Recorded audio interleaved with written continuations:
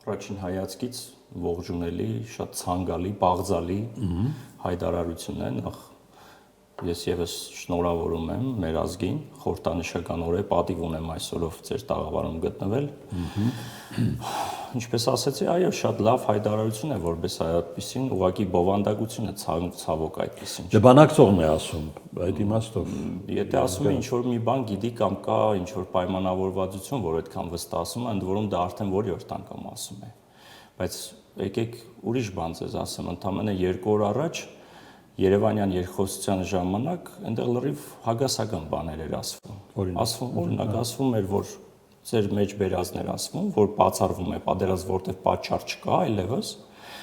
բայց միաժամանակ 2 րոպե անց ասում էր, որ ադրբեջանական ծավալապաշտական նկրդումների նաև վերջ չկա, որովհետև սուվերեն Հայաստանի տարածքը դերևս իրենք անվանակոչում են Արևմտյան Ադրբեջան, հետևաբար դա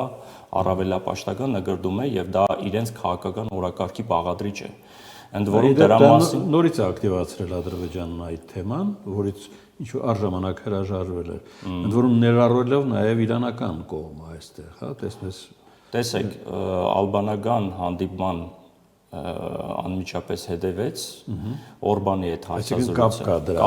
Կապը այդտեղից է գալիս ձեր ասած հարցադրման հետ կապված, նայեք, Ալբանիայում հայտնի կոֆեի ընդմիջումից հետո